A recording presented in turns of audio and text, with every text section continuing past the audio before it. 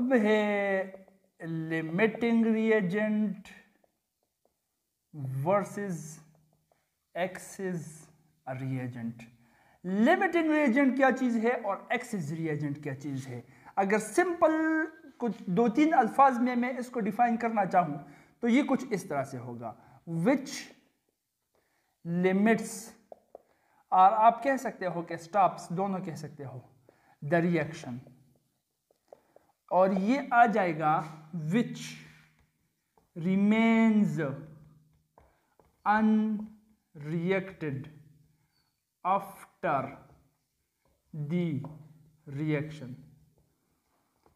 ये वो रिएजेंट है जिसकी वजह से रिएक्शन रुक रहा है, जो कि रिएक्शन को लिमिट कर रहा है, जिसकी वजह से रिएक्शन रुक जाता है, उस रिएजेंट को हम लिमिटिंग रिएजेंट कहेंगे। उस रिएक्शन के अंदर ये वो रिएजेंट है जिसकी वजह से, जो कि रिएक्शन के बाद भी बाकी रह जाता है अनरिएक्टेड।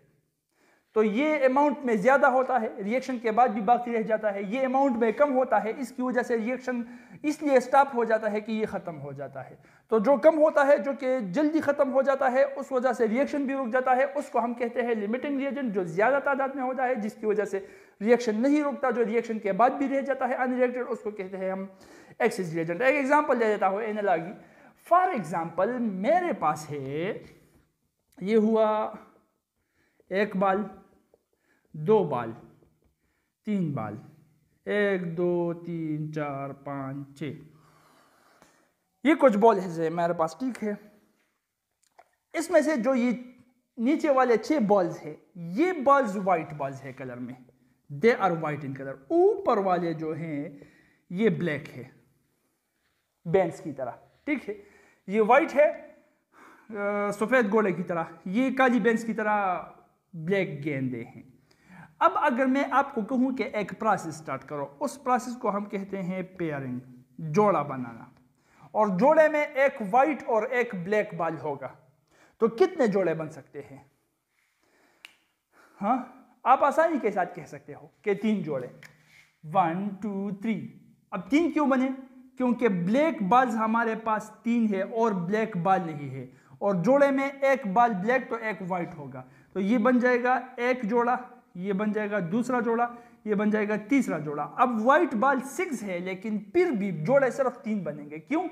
क्योंकि जोड़े, ये पेयरिंग प्रोसेस उस बॉल पर डिपेंड करेगा जिसकी क्वांटिटी कम हो, क्योंकि वही कम वाली क्वांटिटी ये डिसाइड करेगा कि कितने जोड़े बन सकते हैं। अब अगर ये ब्लैक बॉल में 4 कर लूं तो ये डिसाइड करेगा, इसकी वजह से फिर पेयर जोड़े 4 बनेंगे। और जो ज्यादा अमाउंट में होता है, मतलब व्हाइट बॉल्स जो है वो और भी बाकी रह जाते हैं, प्रोसेस में जो हट जाते हैं और भी बाकी रह जाते हैं अनरिएक्टेड, तो वो इसका फैसला नहीं करेगा कि ये रिएक्शन, ये प्रोसेस कहाँ तक जा सकता है। जो क्वांटिटी में कम हो, मिकदार में कम हो, वो ये फैसला करेगा कि रिएक्शन कहाँ तक जा सकता है, प्रोसेस कहाँ तक जा सकता है। तो इस केस में हमारे साथ ये ब्लैक बॉल जो है, जो कि पेयरिंग को स्टॉप करते हैं, जो कि क्वांटिटी में कम है, ये लिमिटिंग रिएजेंट है। ये व्हाइट बॉल जो है, जिसकी वजह से ये पेयरिंग स्टॉप नहीं हुआ, जो कि पेयरिंग के बाद भी बाकी रह गए हैं, इसको हम कहते हैं एक्सिस रिएजेंट। बात समझ में आ गई? अब देखो यहाँ पर एक और दिक्कत, एक और मिसकंसेप्शन स्टूडेंट्स के जहन में आ जाता है, वो ये कि वो स्टूडेंट सिर्फ क्वांटिटी को रिएक्शन के अंदर देख लेते हैं, तो सिर्फ क्वांटिटी को नहीं देखना। देखो मैं समझाता हूँ यहाँ पर। फॉर एग्जाम्पल, ये हुआ 2H2 प्लस O2, ये बना देता है 2H2O, ठीक है। अब मान लो मेरे साथ 8 मोल्स ऑफ हाइड्रोजन है और 5 मोल ऑफ ऑक्सीजन है, और इसको मैं रिएक्ट करवा रहा हूं। ये रिएक्शन है, बैलेंस केमिकल इक्वेशन है, ठीक है। इसी तरह से ये रिएक्शन करेंगे तो 5 moles of oxygen, 8 mole of hydrogen, इनमें से कौन सा वाला लिमिटिंग रिएजेंट है और कौन सा वाला एक्सिस रिएजेंट है? तो यहां पर स्टूडेंट्स कंफ्यूज ये हो जाते हैं कि वो इसको देखते हैं कि चलो सर ने तो बताया था कि जो क्वांटिटी में ज्यादा हो वो एक्सिस हुआ, जो क्वांटिटी में कम हो तो वो लिमिटिंग रिएजेंट हुआ। अपनी बड़े बड़े आंकों के साथ जो यहाँ पर वो देख देते हैं, तो उसको, ये तो बच्चे को भी पता होता है ना कि 5 8 से कम है, आपको पता है ना, 5 रोटियां 8 रोटियों से कम होती है। 5 वाला फिगर चूंकि 8 से कम है, तो ये 5 वाला जो है ये लिमिटिंग रिएजेंट है। चूंकि 8 वाला फैक्टर जो है ये 5 से ज़्यादा है तो ये एक्सेस रिएजेंट है, जबकि ये गलत है। क्यों? देखो, आपको इसलिए मैंने यहाँ पर डिफिनीशन में ये नहीं लिखा है कि जो क्वांटिटी में कम हो, जो क्वांटिटी में ज़्यादा हो। मैंने क्या लिखा है? जो रिएक्शन को स्टॉप कर लेता हो, जो रिएक्शन को लिमिट कर लेता हो, जो कि रिएक्शन के स्टॉप करने के, रिएक्शन के रोकने का सबब बनता हो, वो लिमिटिंग रिएजेंट है। जो रिएक्शन के बाद भी बाकी रह जाता है वो एक्सेस रिएजेंट है। तो यहाँ पर देखो, बैलेंस केमिकल इक्वेशन को देखकर आपको कैलकुलेशंस करके लिमिटिंग और एक्सेस रिएजेंट को निकालना पड़ेगा। किस तरह से? आप देख सकते हो यहाँ पर ये 2 मोल्स है हाइड्रोजन के, 1 मोल के साथ रिएक्ट कर रहा है तो 2 मोल वाटर बना रहा है। मतलब 2 मोल हाइड्रोजन के लिए 1 मोल ऑक्सीजन चाहिए। ध्यान से सुनो, तवज्जो के साथ। 2 मोल हाइड्रोजन के लिए 1 मोल ऑक्सीजन चाहिए। इसलिए अगर 8 मोल ऑफ हाइड्रोजन हो गए तो कितने मोल ऑफ ऑक्सीजन चाहिए? शाबाश, बताओ। 2 मोल हाइड्रोजन के लिए 1 मोल ऑक्सीजन, तो 8 मोल हाइड्रोजन के लिए जाहिरी बात है 4 मोल ऑफ ऑक्सीजन लगेंगे इसके लिए। ठीक है, तो हमारे साथ ऑक्सीजन है 5 मोल और इसमें से लग जाएंगे 4 मोल, तो 1 मोल ऑफ ऑक्सीजन जो है वो तब भी हमारे साथ अनरिएक्टेड बच जाएगा। तो अनरिएक्टेड कौन बच रहा है? ऑक्सीजन। और उसके 4 जा रहे हैं, हाइड्रोजन 8 के साथ रिएक्ट कर रहे हैं और 8 के 8 को ख़त्म कर रहा है। तो हाइड्रोजन ख़त्म हो रहा है और ऑक्सीजन के 4 मोल उसके साथ ख़त्म हो जाएंगे, लेकिन 1 मोल तब भी रह जाएगा। अब आप पता लगा सकते हो, चूंकि ऑक्सीजन रह जाता है तो ये एक्सेस रिएजेंट है, हाइड्रोजन ख़त्म हो जाता है तो ये लिमिटिंग रिएजेंट है। तो बैलेंस केमिकल इक्वेशन को देखकर उसके साथ इन मोल्स को कंपेयर करके, कैलकुलेशन करके आप बता सकते हो आसानी के साथ, ठीक है, कि कौन सा लिमिटिंग रिएजेंट है, कौन सा एक्सेस रिएजेंट है। तो इन चीज़ों का ख्याल वो रखना ज़रूरी है। बात समझ में आ गई? शाबाश। कि कार्बनिक एसिड जो है वो इस तरह से तैयार हो सकता है, CO2 प्लस H2O बन जाता है H2CO3, ये हुआ कार्बनिक एसिड। ठीक है, तो ये एक रिएक्शन है जिस रिएक्शन से कार्बनिक एसिड बनता है। कार्बन डाइऑक्साइड वाटर में डिजॉल्व होकर रिएक्ट करके कार्बनिक एसिड H2CO3 बना लेता है। अब क्वेश्चन में न्यूमेरिकल में आपको कहा जा रहा है कि अगर आपके साथ कार्बन डाइऑक्साइड 120 ग्राम हो और वाटर 80 ग्राम हो, क्या है? कार्बन डाइऑक्साइड जो है वो दिया गया है कि मान लो आपके पास है 120 ग्राम्स और ऑक्सीजन वाटर है, वाटर आपके साथ है 80 grams. Carbon dioxide 120 grams, water 80 grams. तो क्या चाहते हैं ये लोग आपसे? Number 1, identify the limiting reagent and calculate the maximum amount of the product form. 2 चीज़ें हैं। कैलकुलेट सबसे पहले है identify limiting reagent, limiting reagent को मालूम करो। नंबर 2 है मैक्सिमम प्रोडक्ट जो बनेगा वो कितना बनेगा, उसको कैलकुलेट करो। तो ये 2 चीज़ें अब हमको मालूम करनी है। ठीक है, तो देखो, एक गोल्डन थंब रूल मैंने आपको बताया था कि जब भी आपको स्टोइचियोमेट्रिक कैलकुलेशंस करनी हो तो अगर आप खुश हो या खफा हो, बड़े हो या छोटे हो, गुस्से हो या नॉर्मल हालत में हो, आपको कैलकुलेशंस मोल के अंदर मोल में कन्वर्ट करके मोल्स में ही कैलकुलेशन करने पड़ेंगे।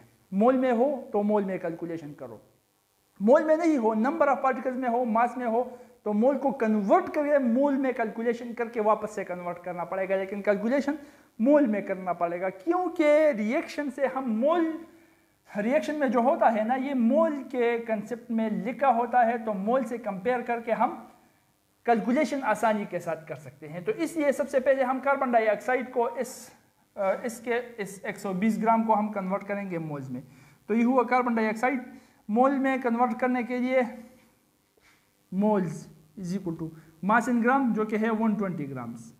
इससे पहले कर चुके हैं, आसान है ना, मास इन ग्राम्स डिवाइडेड बाय इस कार्बन डाइऑक्साइड का मोलर मास 2 × 16 32 + 12 44। और ये कर लेंगे आप, ठीक है, कर लो कैलकुलेटर के साथ, शाबाश। 2.72 मोल्स, 2.72 मोल्स। इसी तरह से इसको भी मोल्स में कन्वर्ट करो। ये हुआ H2O is equal two moles इसके होंगे मौलाना साहब 80 grams mass in grams divided by इसका मोलर मास है 16 प्लस 2 18 इज इक्वल टू, कर लो इसको भी शाबाश कैलकुलेटर के साथ, आई थिंक 4.44 आ रहा है। ओहो ठीक है ना, हाँ 4.44 मोल।